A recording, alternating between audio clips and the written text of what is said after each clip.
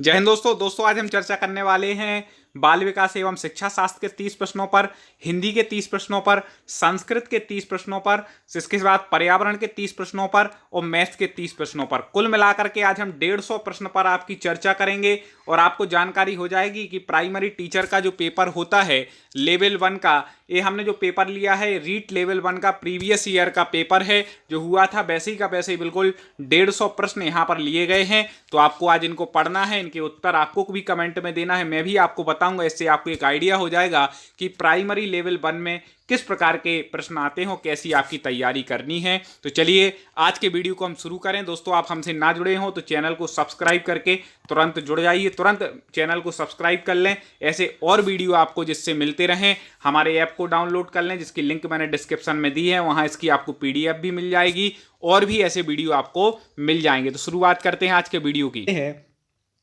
9 वर्ष के बालक की नैतिक तर्कना आधारित होती है।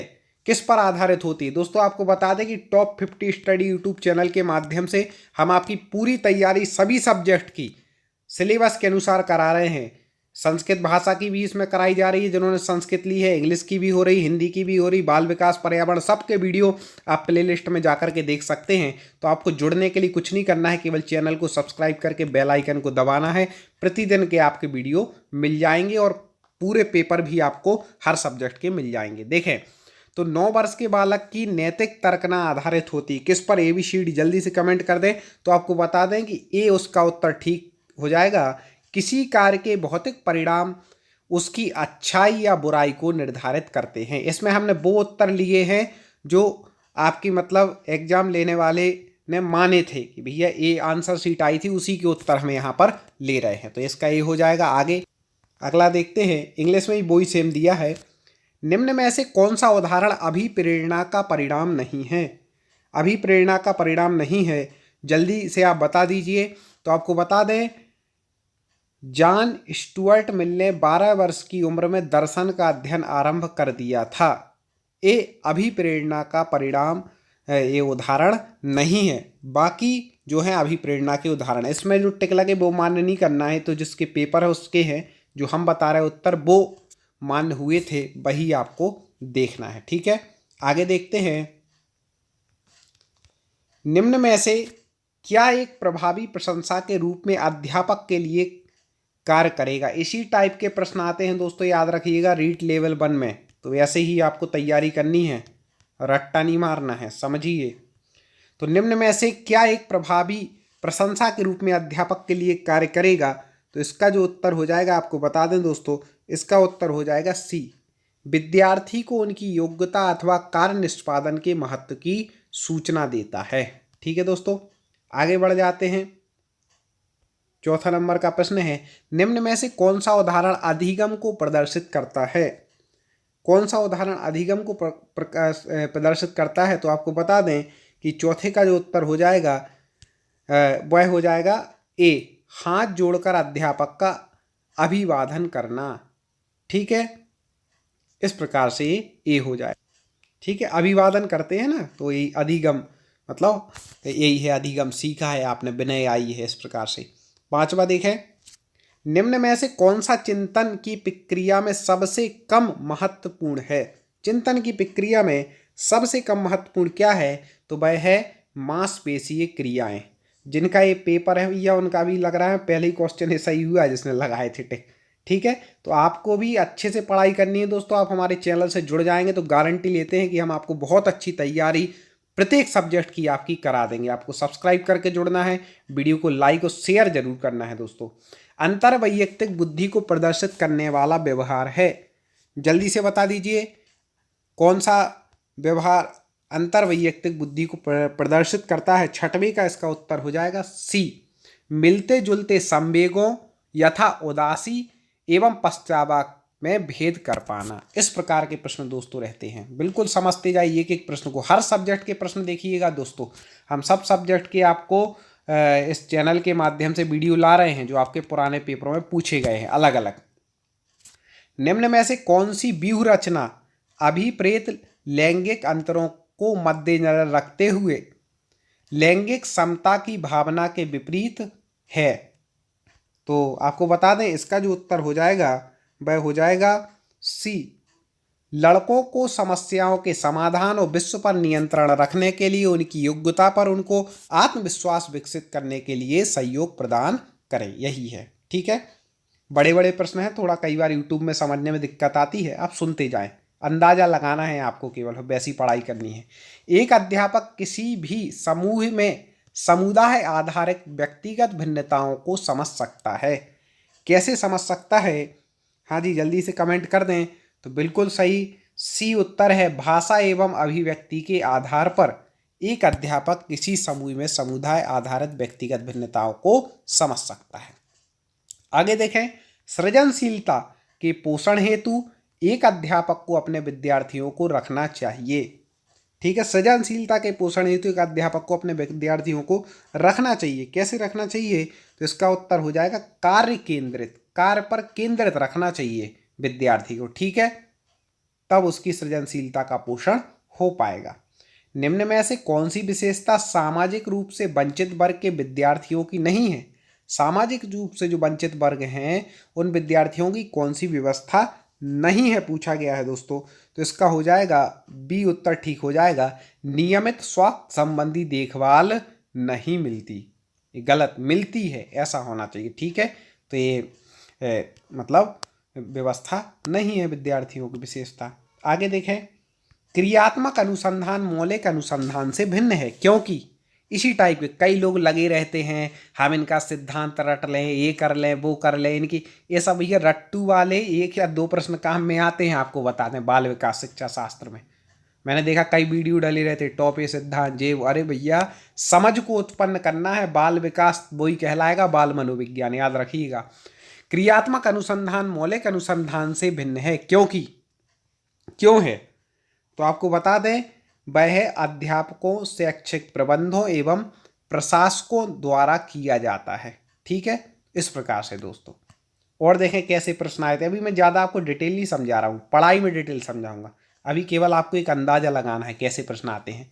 क्रियात्मक अनुसंधान में क्या होता है? क्रियात्मक अनुसंधान में तो आपको बता दें क्रियात्मक उपकल्पनाओं का निर्माण समस्याओं के कारण पर आधारित है क्रियात्मक अनुसंधान में। ठीक है, आगे, राष्ट्रीय पाठ्यचर्या 2005 में बहुभाषा को एक संसाधन के रूप में समर्थन दिया गया क्योंकि, ये पढ़ लीजिएगा आप दोस्तों, राष्ट्रीय पाठ्यचर्या 2005, इससे 1 या 2 प्रश्न आ जाते हैं हर पेपर में। ठीक है, तो इसको पढ़ लेना। और यहाँ पर जो प्रश्न आया है तो आपको बता दें कि राष्ट्रीय पाठ्यचर्या 2005 में बहुभाषा को एक संसाधन के रूप में समर्थन दिया गया क्योंकि यह एक तरीका है जिससे प्रत्येक बालक सुरक्षित महसूस करे। बिल्कुल, भाषागत पृष्ठभूमि के कारण कोई भी बालक पीछे ना छूट जाए। बिल्कुल, यह बालकों को अपने पर विश्वास रखने के लिए प्रोत्साहन देगा। तो इनमें से सही उत्तर इसका ठीक हो जाएगा। ठीक है, आगे, निम्न में से कौन सा तरीका विज्ञान विषय को समझने के लिए उच्च प्राथमिक स्तर पर उपयुक्त नहीं है? कौन सा तरीका उपयुक्त नहीं है उच्च प्राथमिक स्तर पर विज्ञान विषय को समझने के लिए? तो आपको बता दें कि इसका जो सही उत्तर हो जाएगा वह हो जाएगा अमूर्तता के द्वारा विषय को सीखना। एक सही नहीं है, बाकी जो 3 दिए हैं वो सही है। आगे देखें, निम्न में से कौन सा कथन बहुग्रेड शिक्षण प्रणाली के साथ सहमति नहीं रखता है? 4 कथन दिए हैं, कौन सा कथन बहुग्रेड शिक्षण प्रणाली से सहमत नहीं रखता है? तो आपको बता दें इसका उत्तर हो जाएगा डी, विद्यार्थियों का आयु एवं योग्यता के आधार पर समान होना। ये बहुग्रेड शिक्षण प्रणाली सहमति नहीं रखता है। संज्ञानात्मक विकास में वंशक्रम निर्धारित करता है। किस चीज को निर्धारित करता है? वंशानुक्रम या वंशक्रम संज्ञानात्मक विकास में। तो आपको बता दें कि मस्तिष्क जैसी शारीरिक संरचना के मूलभूत स्वभाव को याद रखिएगा। इनमें से सभी जब भी आता है तो मैंने कई मित्रों को देखा वो ही लगा करके आ जाते, अरे ऐसे हर जगह नहीं होता दोस्तों। इनमें से सभी उत्तर ठीक है, इसका हो जाएगा ए, मस्तिष्क जैसी शारीरिक संरचनाओं के मूलभूत स्वभाव को। और इसके जो उत्तर हैं दोस्तों मैं आपको बता दूं किसके हिसाब से बता रहा हूँ, जो आंसर शीट, जो आंसर मान्य हुए थे उसी के हिसाब से बता रहा हूँ। ठीक है, निम्न में से कौन सा कथन सही नहीं है? 4 कथन दिए हैं दोस्तों, जल्दी से पहचान लीजिए कि इनमें से कौन सा कथन सही नहीं है। वो आपको यहाँ पर पहचानना है। तो इसका उत्तर हो जाएगा सी, प्रारंभिक जीवन की नकारात्मक घटनाओं के प्रभाव से कोई भी अध्यापक बचाव नहीं कर सकता। ये कथन सही नहीं है। ठीक है दोस्तों, बाकी ये कथन सही है।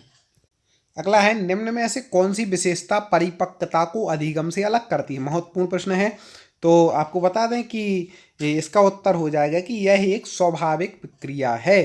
ये जो विशेषता है यह परिपक्वता को अधिगम से अलग करती है। आगे देखते हैं, निम्न में से कौन सा कथन विकास के संबंध में सही नहीं है?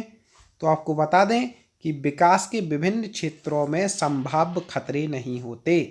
एक कथन विकास के क्षेत्र में सही नहीं है, बाकी सही हैं जो दिए हैं। दल या गैंग का सदस्य होने से सामाजिकरण उत्तर बाल्यावस्था में बेहतर होता है। निम्न में से कौन सा कथन इस विचार के विपरीत है? जल्दी से बता दें, 4 कथनों में से कौन सा कथन इस विचार के विपरीत है?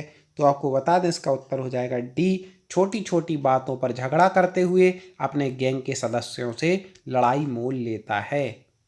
ठीक है, और देखें ऐसे ही प्रश्न आने हैं। योगात्मक मूल्यांकन का उद्देश्य है, कई लोग अभी रट्टा मारते रहे होंगे। रट्टा इसमें आता है 25% काम बाल विकास में और 75% आता है समझ। तो वो समझ जानना चाह रहे हैं आपकी। ठीक है, योगात्मक मूल्यांकन का उद्देश्य है, जल्दी से बता दें योगात्मक मूल्यांकन का उद्देश्य क्या है? तो आपको बता दें, योगात्मक मूल्यांकन का उद्देश्य समय विशेष एवं विभिन्न कार्यों पर एक विद्यार्थी ने कितना अच्छा निष्पादित किया का पता लगाना। यही क्या है? मूल्यांकन का, योगात्मक मूल्यांकन का उद्देश्य। आगे बढ़ जाते हैं दोस्तों। हाँ, 22वां देखें क्या था? राजू खरगोश से डरता है। शुरू में खरगोश को राजू से काफ़ी दूर रखा गया। आने वाले दिनों में वह हर रोज खरगोश और राजू के बीच की दूरी कम कर दी गई। अंत में राजू की गोद में खरगोश को रखा गया और राजू खरगोश से खेलने लगा।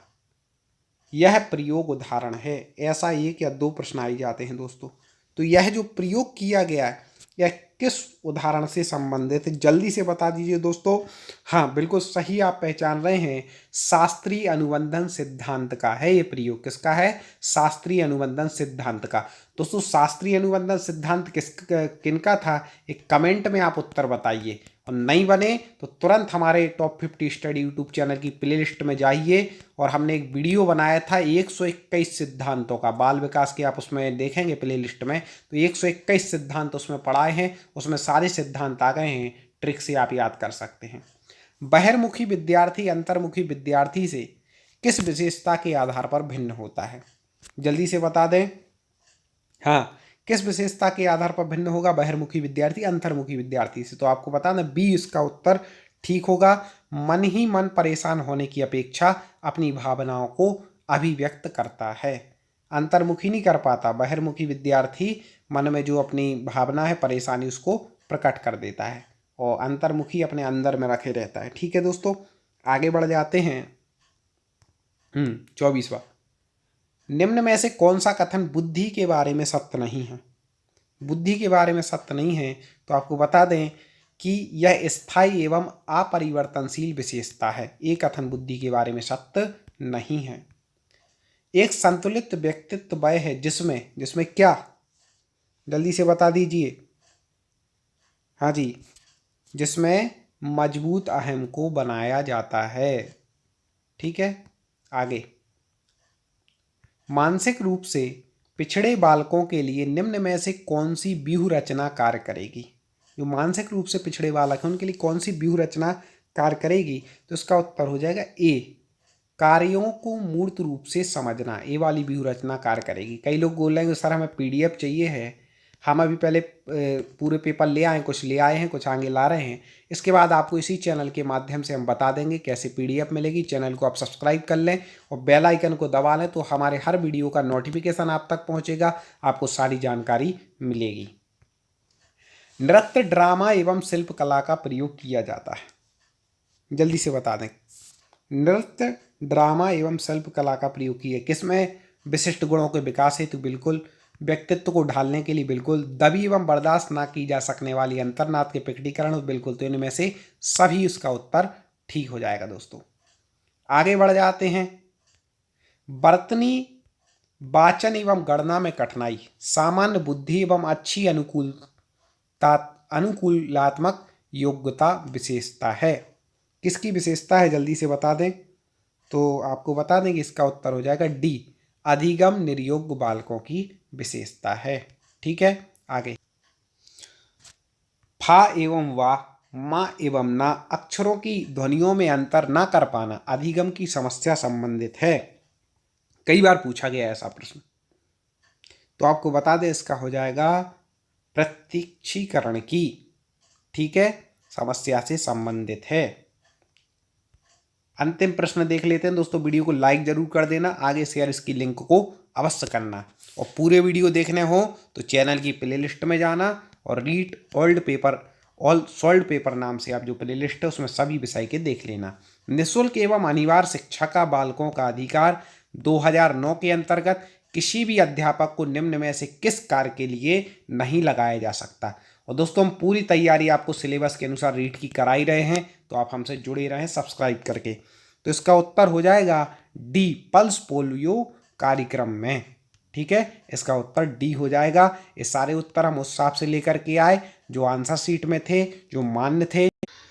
बाल विकास के बाद हम हिंदी और संस्कृत के क्रम से प्रश्नों पर चर्चा करेंगे, जैसे आपकी भाषा 1 भाषा 2 में रहती है, और इसके बाद हम आगे के विषय पर और इसी वीडियो में चर्चा करने वाले हैं। तो चलिए देखते हैं हिंदी के प्रश्न। हिंदी के प्रश्नों पर चर्चा करें उससे पहले आपको बता दें कि आपको इसकी PDF चाहिए हो या और 150 प्रश्न के हमारे महाअभ्यास के वीडियो देखने हो तो आप हमारे ऐप को डाउनलोड कर लें, जिसकी लिंक मैंने डिस्क्रिप्शन में आपको दे दी है। उस ऐप को डाउनलोड कर लें, टेलीग्राम चैनल से जुड़ जाएं और उस चैनल को सब्सक्राइब कर लें, क्योंकि आगे भी हम आपको 150 प्रश्न के महाअभ्यास लाने वाले हैं। जैसे आपके पेपर में पूछे जाते हैं वैसे मॉडल पेपर लाएंगे, तो आप उसको जुड़ करके तैयारी कर सकते हो। पिछले 150 प्रश्न के महाअभ्यास हमारे चैनल पर अपलोड हो चुके हैं, प्ले लिस्ट में जाकर के देख लें। अब हिंदी के प्रश्नों पर हम चर्चा शुरू करते हैं। तो दोस्तों आपको बता दें कि इसमें 30 प्रश्न हैं और 31 से 37 तक गद्य में से प्रश्न आते हैं। ठीक है, तो गद्य पर भी चर्चा करेंगे कि आपको बता दें, और 38 से 44 तक लगभग 14-15 प्रश्न किसके होते हैं, गद्य से। उसी में से बीच बीच में व्याकरण भी होती है। ठीक है, तो मैं सोच रहा हूँ कि सबसे पहले क्या करूँ कि व्याकरण संबंधी जो प्रश्न हैं उन पर हम चर्चा कर लेते हैं, इसके बाद हम गद्य पद्य को हल करने की आपको ट्रिक बता देंगे। ठीक है दोस्तों, तो कहाँ से व्याकरण के प्रश्न है, चलिए 40 से हम शुरू कर देते हैं। ठीक है, 40 से शुरू कर देते हैं। इसके अलावा जो 10 प्रश्न हैं उन पर मैं लास्ट में चर्चा करूँगा इसी वीडियो के, जिससे फटाफट काम होगा। देखते हैं, तो जमीन का पर्यायवाची नहीं है, जल्दी से बता दें 4 में से जमीन का पर्यायवाची कौन नहीं है। कमेंट में उत्तर देखना है, आपको भी देखना है आप पे कितने बनते हैं। तो आपको बता दें कि जमीन का पर्यायवाची पृथ्वी तो है, धरती भी है, धरणी भी है, बिटप नहीं है। जीवित का विलोम है, जीवित का विलोम बताना है तो जीवित का जो विलोम हो जाएगा वह हो जाएगा मृत, मतलब मरा हुआ। ठीक है, कौन से शब्द में प्रत्यय नहीं है, तो लोगों में ओ प्रत्यय है, पशुओं में भी ओ है, सदस्यों में भी ओ है। पीढ़ी जो शब्द है इसमें प्रत्यय नहीं है। आगे बढ़ते हैं, जल्दी फटाफट उत्तर देना है दोस्तों, समय को बचाना है। हाँ, मिलजुल समास का विग्रह है। मिलजुल तो आपको बता दें इसमें द्वंद्व समास है। कौन सा समास है, द्वंद्व। तो इसमें जब विग्रह करते हैं तो बीच में और लग जाता है, तो मिल और जुल, ये उसका उत्तर ठीक हो जाएगा। इस टाइप के प्रश्न आएंगे। निम्न में अव्यय है, निम्न में अव्यय क्या है, जल्दी से बता दीजिए दोस्तों। अव्यय, हाँ बिल्कुल सही पहचान रहे हैं। निम्न में से अव्यय क्या है, एक अव्यय है, बाकी अव्यय नहीं है। सुरती लेख से किस कौशल का अधिक विकास होता है, सुरती लेख से किस कौशल का अधिक विकास होता है, तो आपको बता दें सुन करके लिखना, तो उसमें किस कौशल का विकास होगा, श्रवण लेखन कौशल का। ठीक है, क्योंकि सुरती लेख मतलब सुन करके लिखना, तो श्रवण लेखन कौशल का विकास होगा। हिंदी पेडागोजी संबंधित प्रश्न है। कौन अशुद्ध वर्तनी का कारण नहीं है, इस टाइप के क्वेश्चन पूछे जाते हैं ज़्यादातर। कौन अशुद्ध वर्तनी का कारण नहीं है, लेखन की असावधानी है, अशुद्ध उच्चारण है, व्याकरण की कमी, जलवायु नहीं है। ठीक है, जलवायु का शुद्धवर्तनी से कोई मतलब नहीं। अच्छी परीक्षा में आवश्यक है, क्या आवश्यक है अच्छी परीक्षा में? तो आपको बता दें कि अच्छी परीक्षा में जो आवश्यक होता है, विश्वसनीयता होनी चाहिए, वस्तुनिष्ठता और विभेदीकरण, ये सब, इनमें से सभी होना चाहिए। मूल्यांकन उपयोगी है, किस लिए उपयोगी है मूल्यांकन? जल्दी से बता दें दोस्तों। हाँ, तो बता दें आपको कि विद्यार्थी की प्रगति जानने में है मूल्यांकन उपयोगी, याद रखिएगा, नहीं तो आप कुछ भी इनमें से सभी लगा के आ जाओ जल्दबाजी। विद्यार्थी की प्रगति जानने के लिए होता है मूल्यांकन, कितनी प्रगति उसने की। यदि कोई विद्यार्थी अशुद्ध लिखता है तो आप क्या उपचार करेंगे? जल्दी से बता दें। यदि कोई विद्यार्थी अशुद्ध लिख रहा है तो आप क्या करेंगे? हाँ, उपचार करना है तो उपचारात्मक शिक्षण करेंगे। क्या करेंगे? उपचारात्मक शिक्षण। मेरा मित्र राकेश बहुत अच्छा चित्रकार है। देखो ये प्रश्न, ये मैं जो हिंदी व्याकरण के प्रैक्टिस सेट पढ़ा रहा हूँ ना आपको, 100 प्रश्न के, 1000 प्रश्नों पर चर्चा कर रहे हैं, उसमें ये प्रश्न आया था, उस सेम ही पेपर में आया था। देखो तो वो आप हमारे जरूर हिंदी व्याकरण 1000 प्रश्न वाली एक प्लेलिस्ट है और हिंदी ग्रामर टेस्ट वाली एक प्लेलिस्ट है, आप उनको जाकर जरूर पढ़ लें, आपकी परफेक्ट तैयारी हो जाएगी। मेरा मित्र राकेश बहुत अच्छा चित्रकार है, इस वाक्य में विधेय है। विधेय कौन है? हाँ, तो विधेय जो हो जाएगा तो आपको बता दें इसमें हो जाएगा बहुत अच्छा चित्रकार है। ये क्या है? विधेय है। आगे, सलमा घर जाती है वाक्य है, कैसा वाक्य है? जल्दी से बता दीजिए, आसानी से बता देंगे, पढ़ के ही समझ में आ रहा है कि इस किस प्रकार सरल वाक्य है। सलमा घर जाती है सामान्य सरल वाक्य है। आगे देखते हैं, लंका का राजा रावण बहुत विद्वान था, इस वाक्य में रेखांकित अंश है। जल्दी से बता दीजिए। तो लंका का राजा रावण, ये रेखांकित है, तो ये क्या है? ये है संज्ञा पदबंध। क्या है? संज्ञा पदबंध। पारा उतारना मुहावरे का अर्थ है। पारा उतारना, जल्दी से बता दे क्या हो जाएगा? मतलब पारा जब उतर जाता है तो क्या? क्रोध कम होना। ठीक है, आगे, आंखें फेर लेना का अर्थ है। आंखें फेर लेना जल्दी से बता दीजिए दोस्तों। हाँ, उदासीन हो जाना। आंखें फेर लेना मतलब उदासीन हो जाना। कोयले की दलाली में हाथ काले का अर्थ है। कोयले की दलाली में हाथ काले, इसका अर्थ है खराब काम का परिणाम। खराब ही होता है, खराब काम का परिणाम खराब होता है। ठीक है, कोयले की दलाली कर रहे हैं तो हाथ तो काले होंगे भाई। भाषा है, भाषा कैसी क्या है? जल्दी से बता दीजिए। भाषा से संबंधित प्रश्न है तो आपको बता दें, भाषा एक अर्जित संपत्ति है, याद रखिएगा हमेशा। पैतृक संपत्ति नहीं है भाषा, पिताजी से नहीं मिली, अर्जित की हमने, उसको सीखा है। ठीक है, तो ये याद रखिएगा। भाषा शिक्षण में बहुमुखी प्रयास का अभिप्राय है। भाषा शिक्षण में बहुमुखी प्रयास का क्या अभिप्राय है? जल्दी से बता दे, कौन देगा सही उत्तर? हाँ, सभी विषयों के शिक्षण में भाषा पर बल, ये है। अनुकरण विधि रचना के लिए उपयुक्त है। ठीक है, किस स्तर पर अनुकरण विधि रचना के लिए उपयुक्त है? तो आपको बता दें, प्रारंभिक स्तर पर है। विद्यार्थियों में भाषा के प्रति रुचि के विकास में किस प्रणाली की भूमिका सबसे अधिक है? दोस्तों, इस प्रकार के क्वेश्चन पेपर में आते हैं, बहुत महत्वपूर्ण प्रश्न है ये। आपको हमारे चैनल से जुड़ना है तो चैनल को एक बार सब्सक्राइब कर लें, आप हमसे जुड़ जाएंगे। उस सभी विषय के ऐसे पेपर आपको हमारी प्लेलिस्ट में मिल जाएंगे और आगे जो जो सिलेबस के अनुसार आपके पूरे वीडियो आएंगे आपको मिलते रहेंगे। इसलिए आप चैनल को सब्सक्राइब करें, वीडियो को लाइक ज़रूर कर लें। चलें, तो विद्यार्थियों में भाषा के प्रति रुचि के विकास में किस प्रणाली की भूमिका सबसे अधिक है? कौन सी प्रणाली की भूमिका सबसे अधिक है रुचि के विकास में? तो आपको बता दें, अवलोकन प्रणाली, जो सामने देखते हैं अवलोकन करते हैं तो उसकी से ज़्यादा रुचि होती है। भाषा कौशलों की संख्या है, सबको पता है भैया भाषा कौशल 4 हैं। ठीक है, इस प्रकार से यहाँ पर हमने इन प्रश्नों पर चर्चा कर ली। अब आगे हम कर लेते हैं गद्य पद्य के प्रश्नों पर।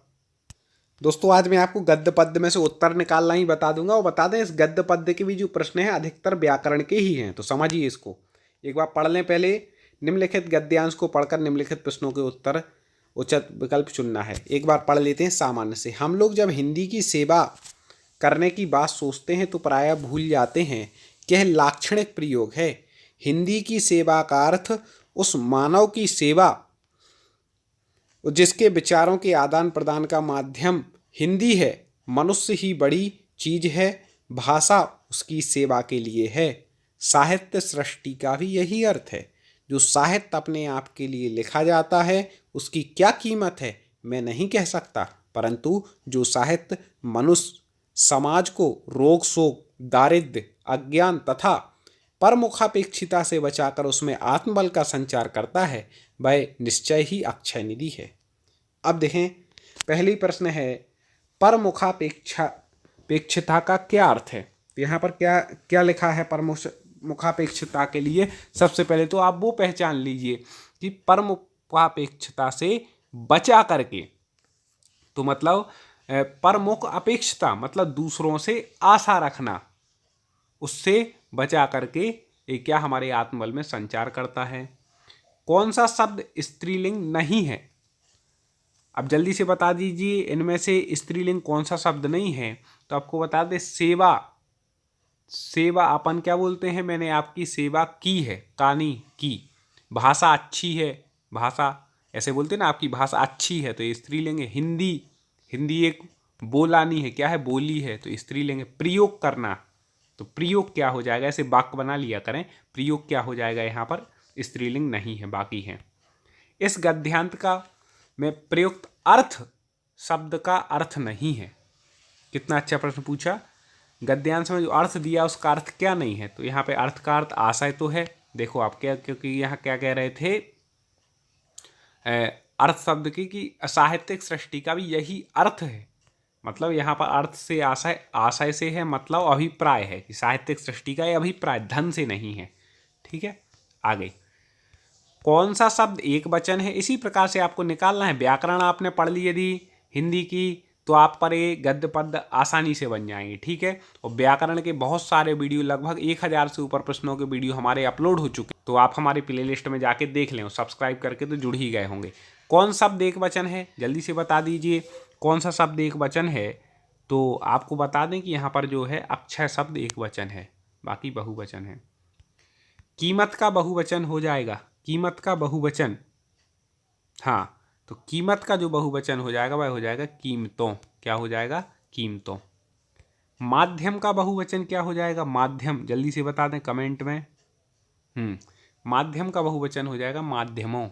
ठीक है, अक्षय निधि का अर्थ है, अक्षय निधि क्या हो जाएगा, अक्षय निधि का अर्थ तो कभी ना खत्म होने वाली संपत्ति, इसको क्या कहते हैं, अक्षय निधि।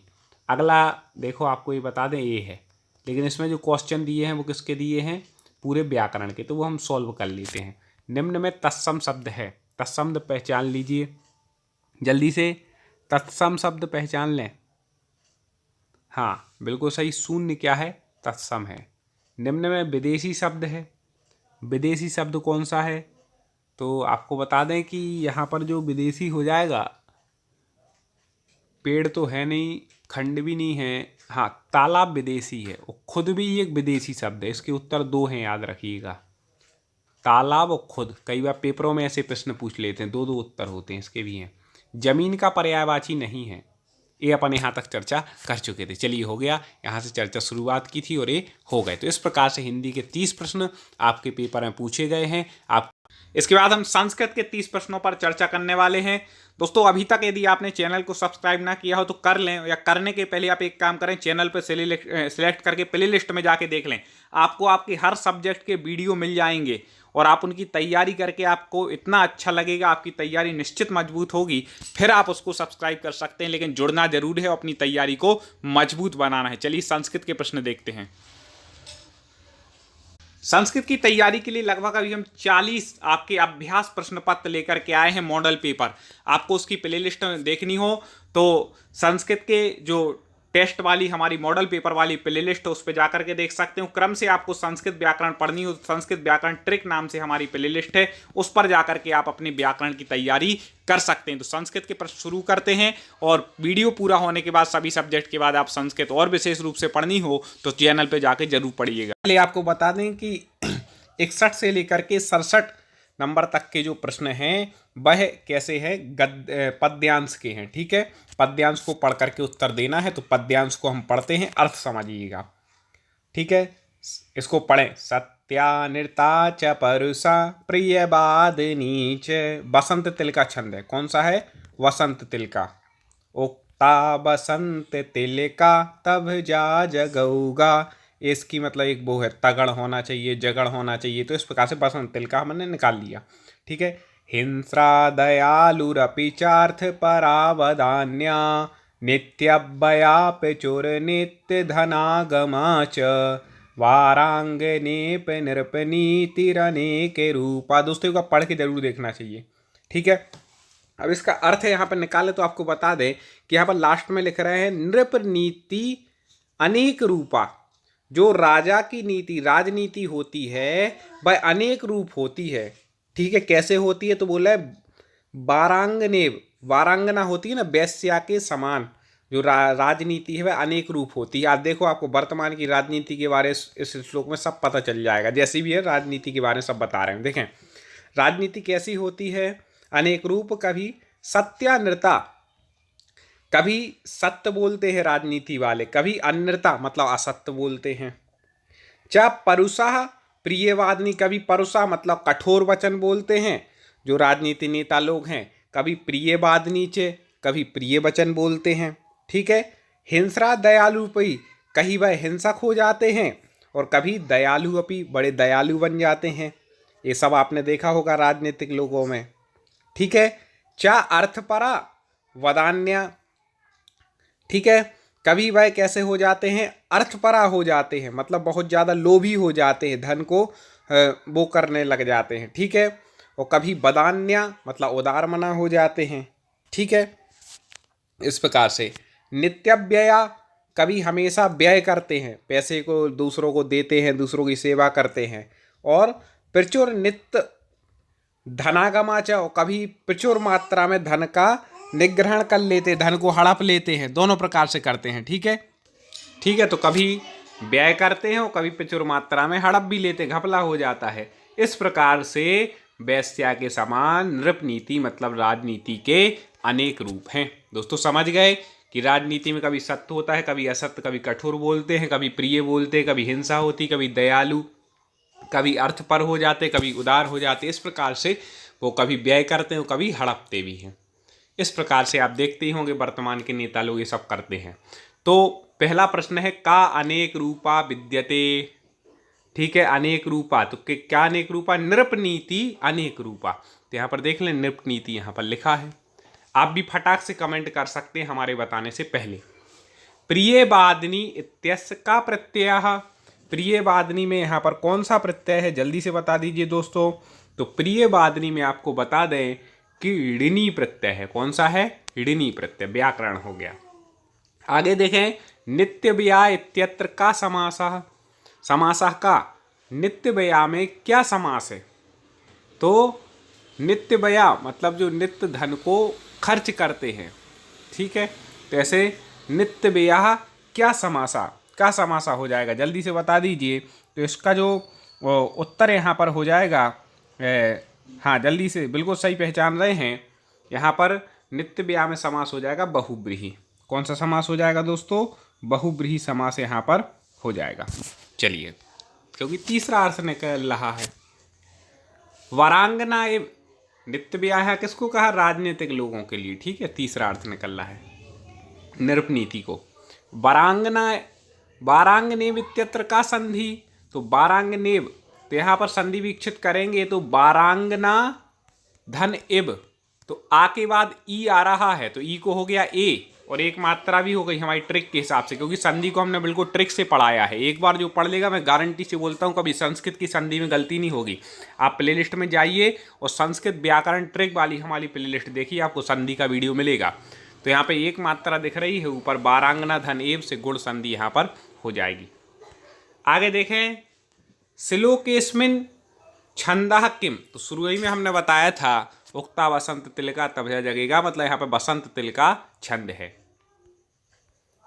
सत्या इति पदस्य विलोमम पदम किम भवेत, सत्य इस पद का विलोम शब्द क्या है? तो इसी में बताया था कि सत्या अन्यता चे, मतलब कभी वह सत्य होती, कभी अन्यता मतलब झूठ होती है राजनीति। ठीक है दोस्तों, आगे देखें, सब है इसमें, पेडागोजी भी आगे आने वाली है और व्याकरण भी है और गद्य पद्य भी है। ठीक है, आगे दयालुरपि इत्यत्र का संधि विच्छेदा, दयालुरपि का क्या संधि विच्छित है, जल्दी से बता दें। हाँ, तो दयालु धन अपि, इससे क्या बन जाएगा, दयालुरपि। ठीक है, विसर्ग का रा हो जाएगा। आगे देखते हैं, पेडागोजी आ गया, शिक्षा शास्त्र, इसके बहुत सारे वीडियो हमारे चैनल पर उपलब्ध हैं, आप संस्कृत पेडागोजी को उसको पढ़ लेंगे, पर्याप्त हो जाएगा। मूल्यांकनम कतिविधम, मूल्यांकन कितने प्रकार का होता है? ठीक है, इसका अर्थ हो गया, तो आपको बता दें द्विविधम, मूल्यांकन 2 प्रकार का है।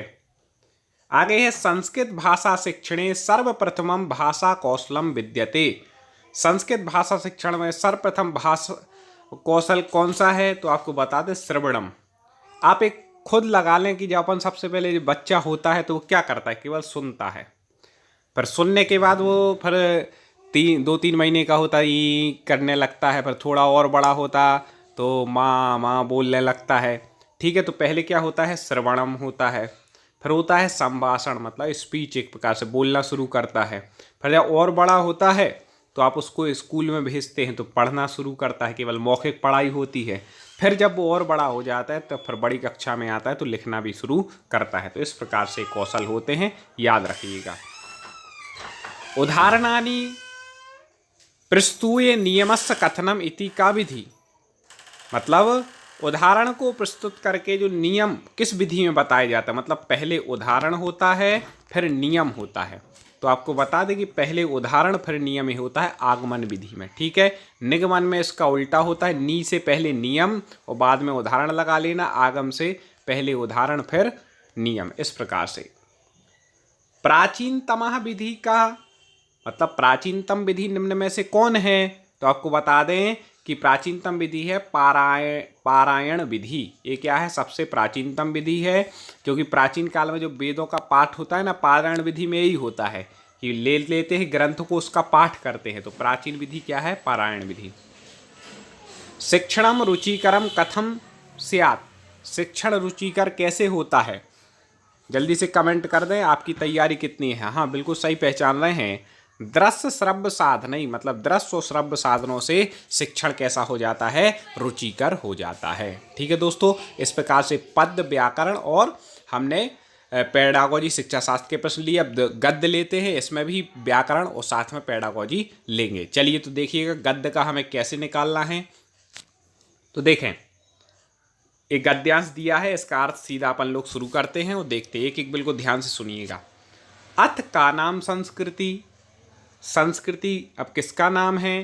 तो मनसा आत्मना चा संस्कारा परिष्कारा इति संस्कृति, मतलब मन, आत्मा और संस्कारों का परिष्कार करना ही क्या है, संस्कृति है। संस्कृति मना निर्मलम करोति, संस्कृति मन को निर्मल करती है। विश्व संस्कृतिषु भारतीय संस्कृति ही प्राचीनतमा, मतलब विश्व की संस्कृति में भारतीय संस्कृति कैसी है, प्राचीन है सबसे। ठीक है, भारतीय संस्कृति आदर्श वाक्यानि सन्ति, भारतीय संस्कृति के आदर्श वाक्य कौन कौन से हैं? तो बोल रहे हैं सर्वे भवन्तु सुखिनः, मतलब सभी कैसे हैं, सुखी रहें। वसुदेव कुटुम्बकम, मतलब वसुधा एव कुटुम्बकम, पूरी पृथ्वी ही हमारी क्या है, कुटुंब है। आत्मावत सर्वभूतेषु, मतलब आत्मवत सर्वभूतेषु, मतलब जितने भी प्राणी हैं वह सब कैसे, मेरे आत्मवत, मेरे समान हैं। ठीक है, मेरे अपने हैं, ये हमारी संस्कृति है। अहिंसा परमो धर्मा, सबसे बड़ा धर्म क्या है, अहिंसा है। यदि अहिंसा है तो धर्म है, ये सबसे बड़ा धर्म है। तो ये हमारी संस्कृति है। और मातृवत परदारेषु परद्रव्येषु लोष्टवत, मतलब मातृवत परदारेषु, परदारा है जो पर स्त्री है वह मेरे लिए माता के समान है।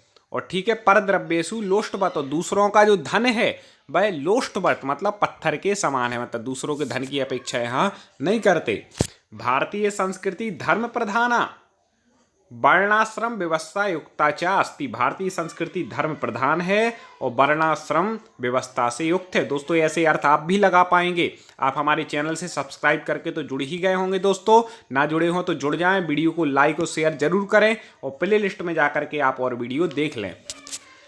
कर्म फलम पुनर्जन्म मोक्ष बाधा च अस्या प्रमुखा सिद्धांत संति। भारतीय संस्कृति के सिद्धांत क्या है? कर्म फलम मतलब कर्म का फल मिलना, पुनर्जन्म होना, मोक्ष बाद मोक्ष की प्राप्ति होना इसके प्रमुख सिद्धांत हैं। सत्यस्य त्यागस्य अहिंसाया चात्र महत्तम वर्तते। भारतीय संस्कृति में सत्य का, त्याग का, अहिंसा का महत्व है। विश्वहितस्य मूलभूता भवाना भारतीय संस्कृतौ उपलब्ध्यन्ते। ठीक है, विश्व के हित की भावना से, विश्व के हित की भावना ही भारतीय संस्कृति में मूल रूप से विद्यमान है। ठीक है दोस्तों, अब देखते हैं। बिल्कुल एक एक उत्तर आप समझ गए हैं किसके बारे में चर्चा है। विषय वस्तु देखें, सर्वभूतेषु कीदृशा व्यवहारा करणीया, मतलब सभी प्राणियों से कैसा व्यवहार करना है। तो यहाँ पर आया था आत्मवत सर्वभूतेषु, मतलब सभी प्राणियों से कैसे, आत्मवत मतलब स्वयं के समान, आत्म अपने के समान करना है। वसुधैव, वसुधैव इत्यस्य का संधि, जल्दी से बता दें वसुधैव में कौन सी संधि है। आपने यदि हमारी ट्रिक पढ़ी होगी तो जल्दी से पहचान गए होंगे कि यहाँ पर वसुधा धन ए वृद्धि स्वर संधि है, क्योंकि दो मात्रा की हमने ट्रिक बताई थी, वृद्धि संधि, एक मात्रा गुण संधि। ठीक है, तो वसुधा धन एव से क्या बन जाएगा, वसुधैव। लोष्टवत व्यवहारा कुत्त प्रदर्शनीया, लोष्टवत मतलब पत्थर के समान व्यवहार किसके प्रति हमारी भारतीय संस्कृति में। तो हमने बताया था कि पर दारा के लिए है मात्रवत और पर द्रव्य मतलब धन के लिए है लोष्टवत, तो पर द्रव्येषु यहाँ पर हो जाएगा। महत्तम इत्यत्र का प्रत्यय, महत्तम में कौन सा प्रत्यय है, जल्दी से बता दें। हाँ, तो महत्तम में आपको बता दें कि त्वा प्रत्यय है। आपको पूरी व्याकरण ट्रिक से पढ़नी हो तो प्लेलिस्ट जाकर के जरूर देखें। सब्सक्राइब बस आपको करना है, हर वीडियो का नोटिफिकेशन आप तक पहुंचता रहेगा। ठीक है दोस्तों, तो प्लेलिस्ट में जाएं, संस्कृत व्याकरण ट्रिक वाली प्लेलिस्ट आप देख लें। तो त्वा प्रत्यय और प्रश्नोत्तर देखने हो इसके तो संस्कृत भाषा 1 और 2 वाली हमारी जो प्लेलिस्ट है वो, उसमें आप जाकर के प्रश्नोत्तर पर चर्चा कर सकते हैं। संस्कृति इत्यत्र का उपसर्ग, संस्कृति में कौन सा उपसर्ग है। तो संस्कृति में आपको बता दें सम धन कृति से बनता है संस्कृति में, यहाँ पे व्यंजन संधि होती है, सम उपसर्ग इसमें है। ठीक है, कर्म फलम इत्यस्य का समासा, कर्म फलम का समास, कर्म फलम में कौन सा समास है तो इसका विच्छेद कर लें, मतलब कर्म का फल। तो यहाँ पर षष्ठी क्या हो जाएगा, तत्पुरुष समास है। ठीक है, कर्म का फल षष्ठी तत्पुरुष, तो यहाँ पर षष्ठी तो नहीं, तत्पुरुष समास अपन ले सकते हैं। आगे देखें दोस्तों, लाइक जरूर करना प्रश्न पसंद आ रहे हों। ये पिछला पेपर है तो इस प्रकार के प्रश्न आते हैं। संस्कृति मनः निर्मलम करोति वाक्यमिदम लंग लकारे परिवर्तन। संस्कृति मन को निर्मल करती है, इस वाक्य को लंग लकार में परिवर्तन करना है। लंग लकार जो होता है वह भूतकाल में होता है और भूतकाल के रूप में क्या, आ शुरू में लग जाता है। हम आपको धातु रूप ट्रिक में बता चुके। तो अपन को एक करोति यहाँ पर धातु है, इसी को चेंज करना है। किस में करना है, तो उसको बता दें लंग लकार में। तो करोति का बन जाता है अकरोत। ठीक है, तो भारतीय संस्कृति निर्मलम अकरोत किस में है, ए है। भारतीय संस्कृति मनः निर्मलम अकरोत हो जाएगा। कई बार जो ऊपर पढ़ा था तो वही आ गया शब्दों में। देखें, परंपरागत सहायक उपकरणम अस्ति, मतलब परंपरागत सहायक उपकरण कौन सा है। संस्कृत शिक्षा शास्त्र से संबंधित प्रश्न है। शिक्षा शास्त्र के बहुत अच्छे टेस्ट हम लेकर के आए थे, संस्कृत पेडागोजी, आप वो देखिए। एक निचोड़ वाले भी हमारे वीडियो उपलब्ध है बिल्कुल, जिसमें 1-1 घंटे के वीडियो आप उनको देख लेंगे तो आपकी तैयारी हो जाएगी। तो आपको बता दें कि श्याम पट्ट यहाँ पर क्या है, परंपरागत उपकरण है। कस्यापि नगरस्य भौगोलिकीं स्थिति बोधयितुं कीदृशस्य पाठ्योपकरणस्य प्रयोगः करणीयः। किसी नगर की यदि भौगोलिक स्थिति का ज्ञान करना है तो किस पाठ्योपकरणस्य, किस पठन उपकरण का हम प्रयोग करेंगे। भौगोलिक स्थिति को प्राप्त करने के लिए अपन किसका करते हैं। तो आपको बता दें कि भौगोलिक स्थिति का यदि हमें किसी की जाननी है तो भूगोल में अपन क्या देखते हैं, सब लोग जानते हैं, मानचित्र देखते हैं। आगे देखें, संस्कृत भाषा सर्वाधिक सफला भाषा कस्य कृते वर्तते। संस्कृत भाषा सबसे सफल भाषा किसके लिए है? तो आपको बता दें संस्कृत भाषा सबसे सफल भाषा मानी गई है संगणकस्य। संगणक मतलब होता है कंप्यूटर, कंप्यूटर को संस्कृत में क्या कहते हैं? संगणक। उसके लिए सबसे उपयुक्त भाषा मानी गई है क्योंकि इसकी जो व्याकरण है वह बिल्कुल परफेक्ट है, उपयुक्त है। ठीक है, इसलिए आगे देखें। अति लघुत्तरात्मक प्रश्नानाम उत्तर सीमा स्यात्। अति लघुत्तरात्मक जो प्रश्न होते हैं उनकी उत्तर सीमा कितनी होती है? पहले पेपरों में आते थे अति लघुत्तरात्मक मतलब एक वाक्य कम, एक वाक्य में उसमें उत्तर देना पड़ता है। ठीक है, अति लघुत्तरात्मक प्रश्न में। निबंधात्मक परीक्षापेक्षया का परीक्षा विश्वसनीय कथ्यन्ते। निबंधात्मक परीक्षा की अपेक्षा कौन सी परीक्षा ज़्यादा विश्वसनीय है? क्योंकि निबंधात्मक बड़े बड़े उत्तर लिखते हैं, किसी ने कैसा लिखा किसी ने कैसा, तो सबसे अच्छी जो परीक्षा मानी जाती है मानी जाती है उससे अच्छी वस्तुनिष्ठ परीक्षा। जैसे अपनी जो अभी चल रही है क्या है? वस्तुनिष्ठ ही है। इस प्रकार से इसमें उत्तर परफेक्ट रहता है।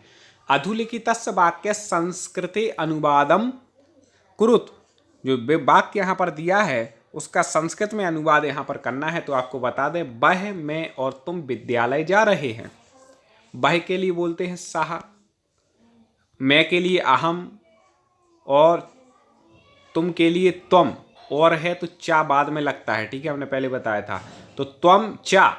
विद्यालय जा रहे हैं तो विद्यालय यहाँ पर कर्म है तो विद्यालय में द्वितीय आ जाएगी, तो विद्यालयम। जा रहे हैं तो बहुवचन है क्योंकि 3 लोग हैं, तो गच्छामि गच्छावा गच्छामः। ठीक है, क्योंकि मैं कह रहा है कथन, तो ये वाला हो जाएगा सा अहम त्वम चा विद्यालयम गच्छामः। इस प्रकार से बना सकते हैं। आप हमसे जुड़ जाएं दोस्तों, हम पूरी संस्कृत की तैयारी आपको बहुत सी करा चुके हैं, बहुत सी करा देंगे। री वर्ण उच्चारणम अस्ति। ठीक है, री वर्ण का उच्चारण स्थान क्या है? ठीक है, तो री वर्ण का उच्चारण स्थान हमने वर्णमाला के उच्चारण स्थान पढ़ाए हैं। हमने केवल 5 सूत्र बताए थे, इसमें पूरे वर्ण आ गए थे। तो आपको उसमें से जा कर के जरूर देखना चाहिए वो वर्णमाला का वीडियो। तो इसका उत्तर आपको बता दें कि क्या है? मूर्धा है। री वर्ण का उच्चारण स्थान क्या है? मूर्धा है। वाक्यमिदं संशोधयत्। वाक्य का संशोधन कीजिए। त्वं भिक्षुकं धनम यक्षसि। ठीक है, मतलब यहाँ पर तुम भिक्षुक को धन की मतलब इच्छा करते हो धन देने की। तो यहाँ पर मैंने बताया था कि जब भी दान देने के अर्थ में कोई होती है तो चतुर्थी विभक्ति होती है, और भिक्षुकम में लगी है द्वितीया। तो कैसे बनेगा? तो देख लो भाई, चतुर्थी किसमें बनी हो? तुम के साथ क्या आएगा? तुम के साथ तो सी आता है, ये अपन पहले पढ़ चुके हैं। ठीक है, पूरी ट्रिक हम बता चुके। तो यहाँ पर आ जाएगा तुम भिक्षुकाय, चतुर्थी आ जाएगा धनम यक्षसि। ठीक है, आगे। निम्नलिखित सूक्ते समुचित पदेन रिक्तम स्थानम पूर्यत। दोस्तों, आपके सभी विषय के रीट के लेवल 1 लेवल 2 के हम पूरे पुराने पेपर आपके लिए लेकर के आ रहे हैं। आप प्ले लिस्ट में जाकर के जो अपलोड हो चुके हैं वो देख लें, और बाकी भी क्रम से आएंगे। आप हमारे चैनल से बस सब्सक्राइब करके जुड़े रहें। स्वदेशे पूज्यते राजा, ये आपने कई बार सुनी होगी कि राजा केवल स्वदेश में पूजा जाता है, लेकिन विद्वान सर्वत्र पूज्यते। विद्वान हर जगह पूजा जाता है, जहाँ पहुँच जाए वहीं उसकी पूजा है। अहम पुस्तकानि पठानी वाक्यस्य वाच्य परिवर्तनम कुरुत। अहम पुस्तकानि पठानी। ठीक है, तो अहम के लिए क्या हो जाएगा? आपको बता दें कि जब वाच्य परिवर्तन अपन कर्तृवाच्य कर्मवाच्य में करेंगे तो 3 1 1 हमने ट्रिक बताई थी। 3 मतलब क्या हो जाएगा कि तृतीया विभक्ति आ जाएगी, जो पहला शब्द होगा। तो तृतीय आनी चाहिए। अहम का बनेगा मया। फिर ठीक है, यहाँ पे बहुवचन है तो पुस्तकानी। अब पठानी बहुवचन है तो पठ्यन्ते यहाँ पर हो जाएगा। तो मया पुस्तकानी पठ्यन्ते, उत्तर ठीक हो जाएगा। वाका वकारस्य उच्चारणम स्थानम किम। वा का उच्चारण स्थान क्या है? तो इसके लिए हमने सूत्र बताया था अपने उच्चारण स्थान वाली ट्रिक में, जो हमने पढ़ाई थी। तो वकारस्य दंतोष्टम, मतलब वा का उच्चारण क्या है? दंत और ओष्ठ। अब इसके बाद हम चर्चा करने वाले हैं पर्यावरण के 30 प्रश्नों पर। हमारे चैनल पर पर्यावरण के भी लगभग 40 आपके लिए वीडियो मिल जाएंगे, जिसमें कि हमने ऐसे प्रश्नों पर, महत्वपूर्ण प्रश्नों पर चर्चा की है। पर्यावरण शिक्षण से भी संबंधित है, पर्यावरण से संबंधित भी प्रश्न हैं, तो वो भी आप देख लीजिएगा। पर्यावरण के प्रश्न देखते हैं। मूल्यांकन का उद्देश्य है, ये तो मैंने देखा कई पेपरों में पूछा गया। मूल्यांकन का उद्देश्य जल्दी से बता दीजिए, मूल्यांकन का उद्देश्य क्या है? तो आपको बता दें कि मूल्यांकन का उद्देश्य है अधिगमकर्ता की उपलब्धि जानना एवं उसमें सुधार लाना। याद रखिएगा, मूल्यांकन का यही उद्देश्य है। अगला है, निम्न में से कौन सी क्रिया विज्ञान शिक्षण में पाठ सहगामी है?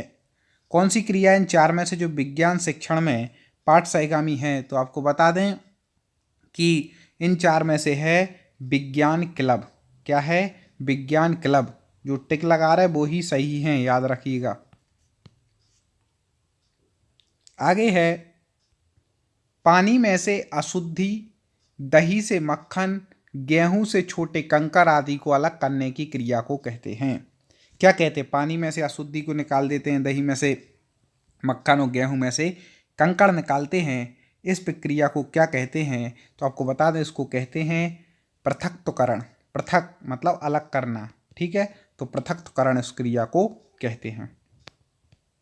फटाक से आप उत्तर देते जाइए हमारे बताने से पहले। और दोस्तों, चैनल को आप ज़रूर सब्सक्राइब कर लेना, ऐसे वीडियो आपको और मिलते रहें। पूरे हम आपको अच्छे व्यवस्थित रूप से हर विषय की, आपके प्राथमिक लेवल के, चाहे वह बाल विकास हो, चाहे वह हिंदी हो, चाहे वह संस्कृत हो, चाहे मैथ हो, चाहे पर्यावरण हो, पांचों सब्जेक्ट की तैयारी परफेक्ट कराते हैं। 150 प्रश्न के भी आपको वीडियो ऐसे ला रहे हैं। तो आप ज़रूर हमसे जुड़े रहें। चैनल को सब्सक्राइब करके जुड़ना है, वीडियो को लाइक करना है। निम्न में से कौन सा कथन सही है? जल्दी से बता दीजिए, कौन सा कथन इसमें से सही है? चार कथन यहाँ पर दिए हुए हैं और आपको सही कथन पहचानना है कि कौन सा कथन इसमें से सही है। तो इसमें जो पहला कथन दिया है, श्रव्य दृश्य सामग्री छात्रों के लिए उपयोगी, ये कथन सही है, ठीक है। आगे देखते हैं, इसमें जो टिक दिख रहे हैं ना, ये मान्य नहीं होंगे, वो मान्य होंगे जो पेपर में बताए गए थे, वो सही हैं, ठीक है। परीक्षण की वास्तविक रचना से पूर्व उसकी प्रारंभिक जांच कर लेनी चाहिए। इस प्रारंभिक जांच को कहते हैं, जब भी परीक्षण कर रहे हैं तो वास्तविक रचना से पूर्व प्रारंभिक क्या करनी है? जांच करनी है। तो इस प्रारंभिक जांच को क्या कहते हैं? इसको कहते हैं पायलट स्टडी। क्या कहते हैं? पायलट स्टडी, याद रखिएगा। अगला है, निम्नलिखित में से कौन सा राज्य देश राजस्थान के जैसलमेर, बीकानेर तथा श्री गंगानगर जिले से अलग हुआ है? जल्दी से बता दें। हाँ, बिल्कुल सही पहचान रहे हैं आप लोग, जल्दी से बता दीजिए। तो आपको बता दें, मेरा देश अलग हुआ है, वो कौन? पाकिस्तान, ठीक है। अगला है, वेरी वेरी आईएमपी, प्रथम कृत्रिम उपग्रह का नाम था। प्रथम कृत्रिम उपग्रह कौन सा था? हाँ, बिल्कुल सही, आर्यभट्ट। कौन सा था? आर्यभट्ट। आगे, विश्व पर्यावरण दिवस। पर्यावरण जहाँ पूछी जाए, ये प्रश्न तो पूछा ही जाता है, तो आपको रटा होना चाहिए बिल्कुल। इसका उत्तर मैं चाह रहा हूँ कमेंट बॉक्स में आप बताइए, ठीक है। अब आप समझदार होंगे तो बता देंगे। जलीय जंतु में श्वसन होता है, ठीक है। इंग्लिश में भी ऐसे दिए रहते हैं, जलीय जंतुओं में श्वसन होता है। तो कहाँ पर होता है जलीय जंतु में श्वसन? तो आपको बता दें, वह होता है गलफड़ों द्वारा, ठीक है। किसके द्वारा? गलफड़ों द्वारा। जलीय जंतु में श्वसन गलफड़ों द्वारा होता है। राष्ट्रीय झंडे के बारे में निम्न कथनों का सावधानी पूर्वक अवलोकन कीजिए। राष्ट्रीय झंडे के बारे में आप एक कथन पढ़ें और इनका क्या करना है? अवलोकन करना है। इसके बाद फिर सही उत्तर देना है, ठीक है। तो ये चार यहाँ पर दिए हैं कथन, चारों आप पढ़ लें। हम यहाँ पर ये चारों आपको दिखा दे रहे हैं, ठीक है। अब इसमें से जो सही इसका उत्तर हो जाएगा, तो आपको बता दें कि सबसे ऊपर केसरिया रंग त्याग एवं बलिदान का प्रतीक है, ठीक है। बीच में सफ़ेद रंग शांति का प्रतीक है, ये भी ठीक है। मध्य में चक्र शांति एवं खुशहाली का प्रतीक है, गड़बड़ है तीसरा। नीचे हरे रंग शांति एवं खुशहाली का प्रतीक है, ठीक है। तो हाँ, 1 2 4 सत्य हैं, 3 गलत है, सी हो जाएगा। आगे बढ़ जाते हैं दोस्तों। वातावरण के अनुरूप पौधों एवं जंतुओं में पाए जाने वाले शारीरिक लक्षणों को कहते हैं। पौधों एवं जंतुओं में जो शारीरिक लक्षण पाए जाते हैं उनको क्या कहते हैं? तो उनको कहते हैं दोस्तों अनुकूलन। हमारे राज्य का पक्षी अभ्यारण्य किस जिले में स्थित है? मतलब ये राजस्थान का एक पेपर लिया है मैंने, तो राजस्थान से संबंधित पूछे जा रहे हैं, ठीक है। लेकिन कोई भी राज्य हो, पर्यावरण तो वही रहती है, ठीक है, विषय तो वही रहते हैं। तो पक्षी अभ्यारण्य यहाँ पर पूछा गया है, तो आपको बता दें कि राजस्थान में भरतपुर में। निम्न में से कौन सा कथन वायु के संबंध में सही नहीं है? वायु के संबंध में सही कथन नहीं है, तो वायु में रंग होता है, ये सही नहीं है। ठीक है, वायु में कोई रंग नहीं होता वायु का। आगे देखें दोस्तों, समझ में आ रहा होगा, हमें उम्मीद है। घड़ी की स्प्रिंग में संग्रहित ऊर्जा है। घड़ी की स्प्रिंग में संग्रहित ऊर्जा कौन सी ऊर्जा कहलाती है? तो उसको बता दो, उसको कहा जाता है, घड़ी की यंत्र है तो यांत्रिक ऊर्जा। आगे देखें, पीने के पानी में रोगाणुनाशक डालते हैं। ठीक है, पीने के पानी में रोगाणुनाशक क्या क्या डालते हैं? तो आपको बता दें, पोटेशियम, परमैंगनेट और क्लोरीन। आगे देखें, निम्न को सावधानी पूर्वक देखिए। ये है उपर्युक्त यातायात संकेत का अर्थ है। ये जो यातायात का संकेत है, इसका अर्थ क्या है, क्यों लगाया जाता है यातायात का संकेत? जल्दी से बता दें। हाँ, तो आपको बता दें कि यह जो लगाया जाता है वह खराब सड़क, यातायात का संकेत क्या है कि भाई सड़क खराब है यहाँ। ठीक है दोस्तों, आ गया समझ में? हाँ बिल्कुल, खराब सड़क। हाँ, देख लीजिए अच्छे से, ये चिन्ह भी देख लीजिए। हाँ ठीक, आगे बढ़ जाते हैं। छोटी माता एवं रेबीज रोग का कारण होता है। जल्दी से बता दें, छोटी माता एवं रेबीज रोग का कारण क्या है? तो आपको बता दें, वह है वायरस। क्या है? वायरस। हम भोजन करते हैं एवं पाचन होता है। इस पचित भोजन के उपयोगी पदार्थों का अवशोषण होता है। कहाँ पर होता है पचित भोजन का अवशोषण? जल्दी से बताना है। हाँ, जल्दी से फटाक से कमेंट कर दें। बिल्कुल सही, छोटी आंत की दीवार से होता है। अगला है, पौधे प्रकाश संश्लेषण द्वारा भोजन बनाते हैं। प्रकाश संश्लेषण क्रिया निम्न में से आवश्यक होते हैं। वेरी वेरी IMP है। तो प्रकाश संश्लेषण क्रिया में क्या क्या आवश्यक हैं? क्योंकि पौधे उसी के द्वारा अपना भोजन बनाते हैं। तो इसमें बता दें आपको, कार्बन डाइऑक्साइड, जल, सूर्य का प्रकाश एवं पर्णहरित, ये क्या है? प्रकाश संश्लेषण में आवश्यक हैं।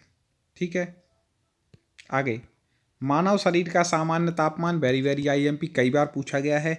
मानव शरीर का सामान्य जो तापमान होता है वह 37 डिग्री सेल्सियस है। कितना है? 37। ठीक है, 37 डिग्री सेल्सियस। उदयपुर तथा भीलवाड़ा जिले में मिलने वाले खनिज हैं। कौन कौन से हैं?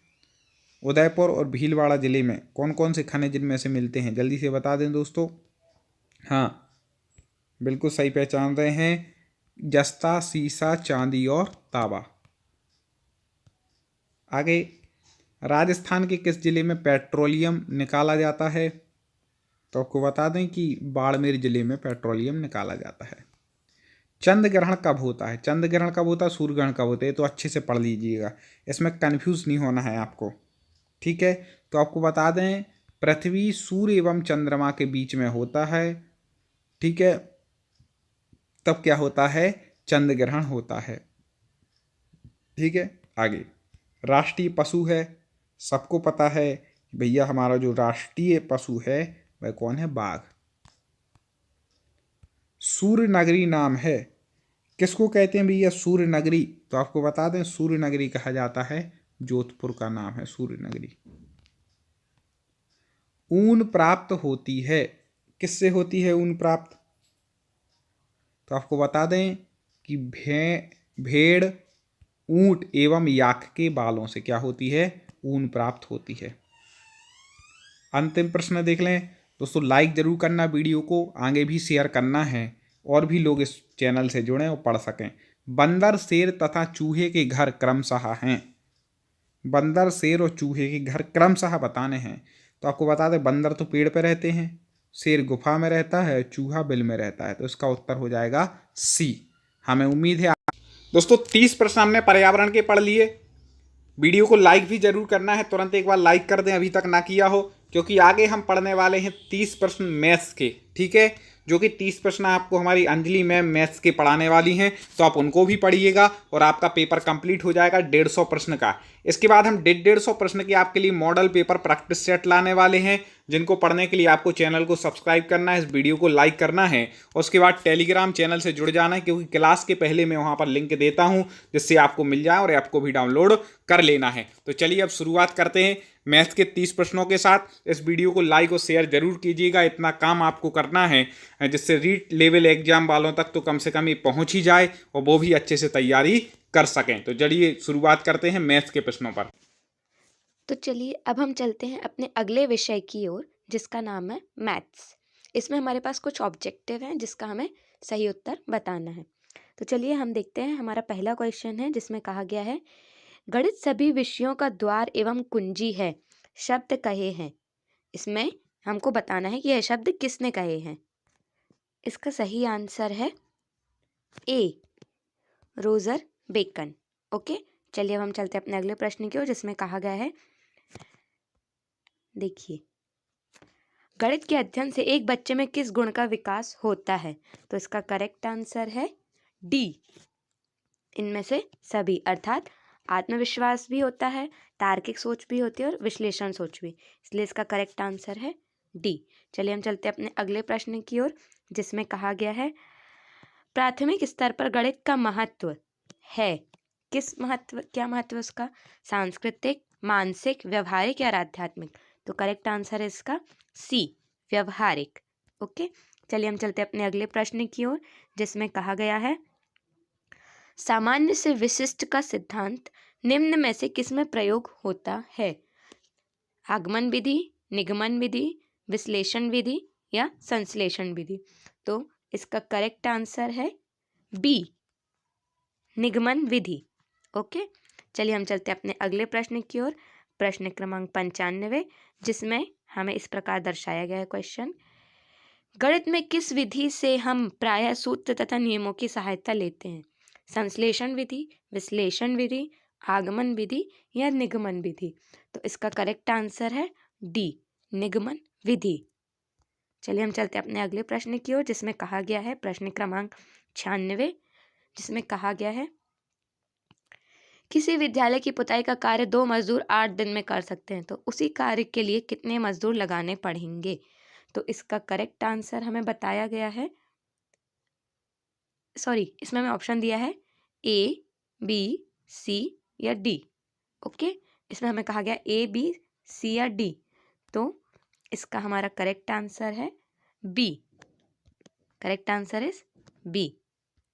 चलिए हम चलते हैं अपने अगले प्रश्न क्रमांक 97 की ओर, जिसमें कहा गया है, देखिए मैं आपके लिए इसके लिए एक प्रश्न पढ़ना चाहूंगी।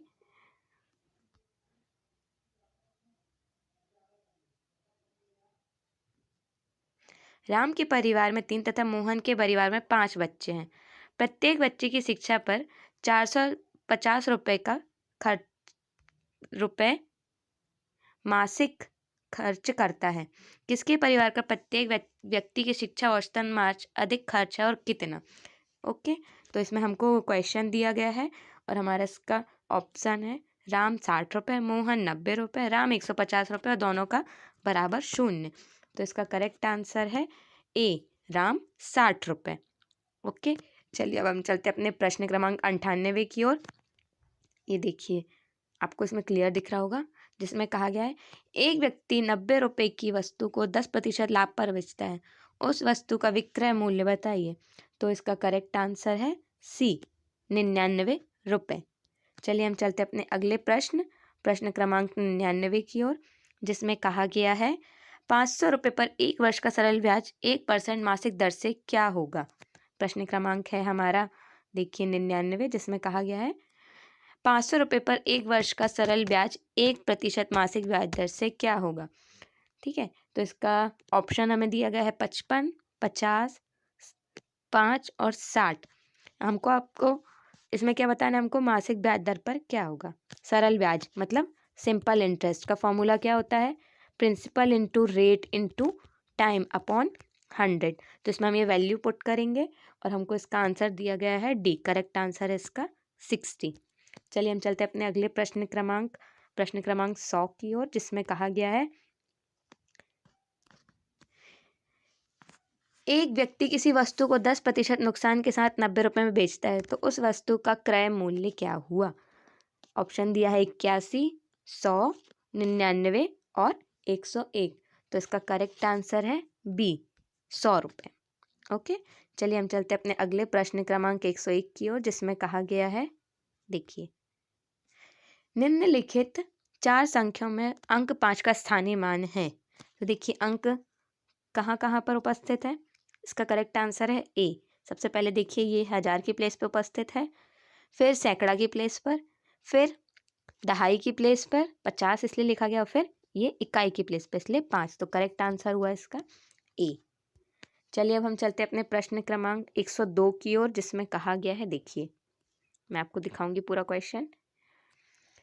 एक गांव की कुल जनसंख्या स्त्री तथा पुरुष 4054 है। यदि पुरुषों की संख्या 296 है तो स्त्रियों की संख्या क्या होगी। ओके, तो देखिए हम क्या करेंगे, इसमें हम माइनस कर देंगे और इसमें हम ऑप्शन दिए 5940, 1068, 1158 और 1148। तो करेक्ट आंसर है इसका सी, 1158। चलिए हम चलते हैं अपने अगले प्रश्न क्रमांक 103 की ओर, जिसमें कहा गया है एक विद्यालय के 6 कक्षाओं के कुल विद्यार्थियों की संख्या 624 है।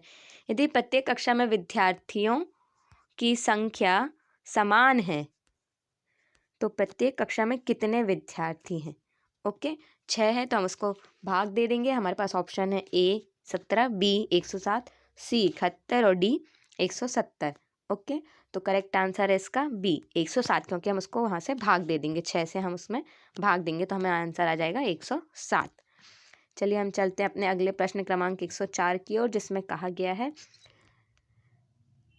25 पैसे के 10 सिक्कों का मूल्य निम्नलिखित में से किसके बराबर नहीं है। ऑप्शन है 1 रुपये के 2 सिक्के, 50 पैसे का 1 सिक्का। ऑप्शन बी 1 रुपये का 1 सिक्का, 50 पैसे के 3 सिक्के। ऑप्शन सी 1 रुपये के 2 सिक्के, 25 पैसे के 2 सिक्के। और ऑप्शन डी 1 रुपये के 2 सिक्के और 50 पैसे का 1 सिक्का प्लस 25 पैसे का 1 सिक्का। तो इसका करेक्ट आंसर है ऑप्शन डी, जो इसका मूल्य नहीं है। चलिए हम चलते हैं अपने अगले प्रश्न क्रमांक 105 की ओर, जिसमें कहा गया है, मैं आपको इसका पूरा क्वेश्चन दिखाना चाहूँगी। संख्या 4 में संख्या 6 से भाग देने पर भाज्य, भाजक, भागफल व शेषफल क्रमशः होगा। तो सबसे पहले हम देख सकते हैं भाज्य हमारा क्या है 4 और भाजक क्या है 6। भागफल हमारा क्या बचेगा, यदि हम भाग देते हैं क्या बचेगा हमारा 4 एकम 4 बचेगा 2 और शेषफल, तो इसका हमारा करेक्ट आंसर है, देख सकते हैं आप, इसका हमारा करेक्ट आंसर है ए 4604। भागफल 0 हो जाएगा क्योंकि भाग ही नहीं जाएगा और शेषफल 4 वापस बच जाएगा। चलिए हम चलते हैं अपने अगले प्रश्न क्रमांक 106 की ओर, जिसमें कहा गया है छोटी कक्षाओं में गणित विषय में रुचि उत्पन्न करने के लिए पढ़ाने का तरीका होना चाहिए। मनोरंजक एवं खेल संबंधी, रटाने का, आगमन का या निगमन का। तो इसमें करेक्ट आंसर है मनोरंजन व खेल संबंधी। ओके, चलिए हम चलते हैं अपने अगले प्रश्न क्रमांक 107 की ओर, जिसमें कहा गया है निम्न में से किसमें गणित विषय का प्रयोग स्पष्ट रूप से नहीं हो रहा है। लाभ हानि में, साइकिल चलाने में, सब्जी खरीदने में या उधार लेने में। ओके, तो इसका करेक्ट आंसर है बी साइकिल चलाने में, क्योंकि लाभ हानि में हम गणित उपयोग करते हैं, सब्जी खरीदने में हम प्लस माइनस करते हैं, जो उधार लेने में भी करते हैं, लेकिन साइकिल चलाने में भी हम गणित का उपयोग नहीं कर रहे हैं, इसलिए करेक्ट आंसर हुआ बी। चलिए हम चलते हैं अपने प्रश्न क्रमांक 108 की ओर, जिसमें कहा गया है रमन खेल में निम्न प्रकार से 3 गेंदों को लगाता जा रहा है, 3 गेंदें, ठीक है। पहले ग्रुप में उसने ये देखिए, आप देख सकते हैं, पहले ग्रुप में उसने ये 3 लगाई, दूसरे ग्रुप में 3 करके 2 पेयर बनाए और तीसरे ग्रुप में ये 3 करके 3 पेयर बनाए हैं। ओके, तो इस खेल की तालिका बना रहा है, आपने देखा, ये हमने पहले में 3, दूसरे में 6, तीसरे में 9। चलिए अब देखते हैं दोनों बच्चों के कार्य के अवलोकन से क्या निष्कर्ष निकलता है।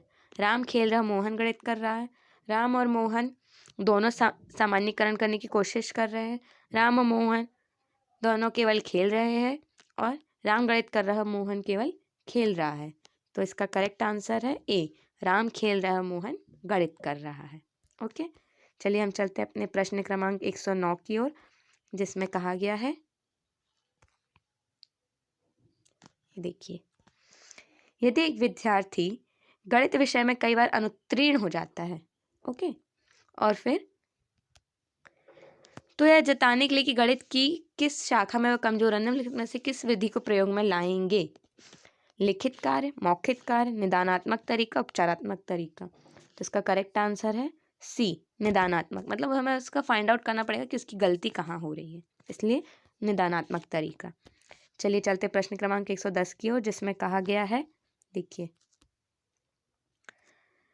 छात्र गणितीय गणना में गति प्राप्त कर सकते हैं।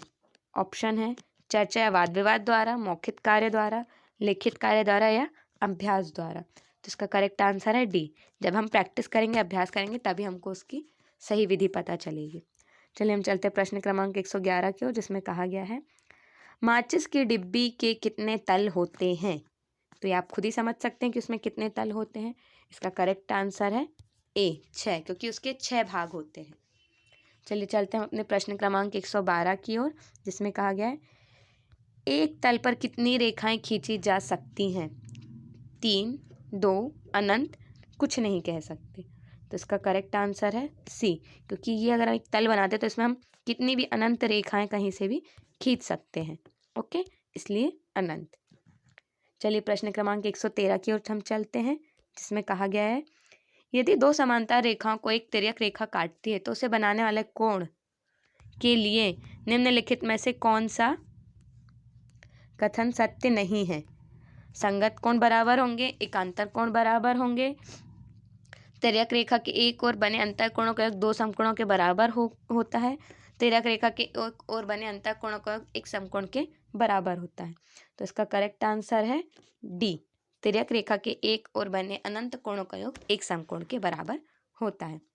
चलिए अब हम चलते हैं अपने अगले प्रश्न क्रमांक 114 की ओर, देखिए, जिसमें कहा गया है, 1 लीटर शुद्ध घी का वजन 910 ग्राम है, तो 700 मिलीलीटर घी का वजन कितना होगा? तो इस प्रकार हम पहले भाग करके निकालेंगे। तो इसमें हमें ऑप्शन दिया हुआ है 637 ग्राम, 13 ग्राम, 210 ग्राम या फिर 63.7 ग्राम। तो इसका करेक्ट आंसर है ए, 637 ग्राम। चलिए हम चलते अपने अगले प्रश्न क्रमांक 115 की ओर, जिसमें कहा गया है, एक आयताकार मैदान का परिमाप 1 किलोमीटर। परिमाप क्या होता है? परिमाप का फॉर्मूला क्या होता है? आयत का परिमाप बराबर 2 गुणित लंबाई धन चौड़ाई। ठीक है, ओके। तो अब यहाँ पर हम देखिए क्या बोलते हैं, इसकी चौड़ाई 200 मीटर है, तो इसकी लंबाई कैसे होगी? परिमाप दिया हुआ है 1 किलोमीटर बराबर होता है 1000 मीटर, इसकी हमें चौड़ाई दी है 200 मीटर। उसके बाद हम उसको फॉर्मूले में रख के पुट करेंगे। इसका करेक्ट आंसर हमको दिया है, क्वेश्चन ऑप्शन दिया है 250 मीटर, 800 मीटर, 300 मीटर और आधा किलोमीटर। तो करेक्ट आंसर है इसका सी। ओके, इसका करेक्ट आंसर है सी, 300 मीटर। चलिए हम चलते अपने प्रश्न क्रमांक 116 की ओर, जिसमें कहा गया है, निम्नलिखित भिन्नों को आरोही क्रम में सजाइए। 1/3, 3/4, 2/5, 6/7। तो इसको आरोही क्रम में जमाएंगे हम। इसका करेक्ट आंसर है सी, 1/3, 2/5, 3/4 और 6/7। ओके, चलिए हम चलते अपने प्रश्न क्रमांक 117 की ओर, जिसमें कहा गया है, संख्या 35.507 का विस्तारित रूप क्या है? एक बार फिर से सुन लीजिए, संख्या 35.507 का विस्तारित रूप क्या है? देखिए, तो हम इसका करेक्ट आपको सीधे आंसर बताना चाहेंगे, क्योंकि ये देखिए, दहाई की प्लेस पे इसलिए इसे 30 कहा गया है, इकाई की प्लेस पे इसलिए 50। फिर आप देख सकते हैं यहाँ पे, देखिए, ये दशमलव का रूप है, ये दशमलव में इकाई की प्लेस पर है, यहाँ पर देख सकते हैं, इसलिए इसमें इकाई है। फिर 0 है, इसलिए 0 का कोई महत्व नहीं होता। और ये क्या है, दहाई की प्लेस पर, इसलिए 3 0, इसलिए इसका करेक्ट आंसर होगा सी। ओके, चलिए चलते प्रश्न क्रमांक 118 की ओर, जिसमें कहा गया है, निम्नलिखित संख्या को दशमलव रूप में लिखिए। इस संख्या को हमें दशमलव रूप में लिखना है, तो हम बताना चाहेंगे आपको। देखिए, सबसे पहले 9 दिया हुआ है, 90, फिर 9, फिर देखिए हम आपको लिख देंगे 9, 90 की प्लेस पे है, फिर 9 है, फिर दशमलव वाला आ जाता है तो ये आ जाएगा 9। ये 1000 की प्लेस पे, मतलब कि सैकड़ा की प्लेस पे कुछ नहीं, दहाई की प्लेस पे कुछ नहीं था, सैकड़ा की प्लेस पे 9 है। फिर एक 0 और बढ़ जाएगा, 1000 की प्लेस पे कुछ नहीं है, 10,000 और ये 9, क्योंकि देखिए इसमें 5 0 है तो ये 5th डिजिट पे आ गया, इसलिए हमारा करेक्ट आंसर हो जाएगा क्या, डी। ओके, चलिए हम चलते हैं अपने अगले प्रश्न क्रमांक 119 की ओर, जिसमें कहा गया है संख्या 840 के अभाज्य गुणनखंड हैं। ऑप्शन है ए 7 गुणित 5 गुणित 4 गुणित 3 गुणित 2, ऑप्शन बी है 7 गुणित 5 गुणित 3 गुणित 2 गुणित 2, ऑप्शन सी है 7 गुणित 5 गुणित 3 गुणित 3 गुणित 2, और ऑप्शन डी है 7 गुणित 5 गुणित 3 गुणित 2 गुणित 2। तो हमारा इसका करेक्ट आंसर है बी। ओके, चलिए हम चलते हैं अपने अगले प्रश्न क्रमांक 120 की ओर, जिसमें कहा गया है दो लगातार प्राकृत संख्याओं का लघुत्तम समावर्तक तथा महत्तम समावर्तक क्रमशः है, उनका गुणनफल और उनका अनुपात, उनका जोड़ पहली संख्या, दूसरी संख्या पहली संख्या, उनका गुणनफल और संख्या 1। तो इसमें करेक्ट आंसर है डी, उनका गुणनफल और संख्या 1। इस प्रकार हमने यहाँ पर गणित की 30 प्रश्नों को सॉल्व किया है, और आगे के वीडियो और भी प्रश्न जानने के लिए आप हमारा वीडियो आगे देख सकते हैं। Thank you.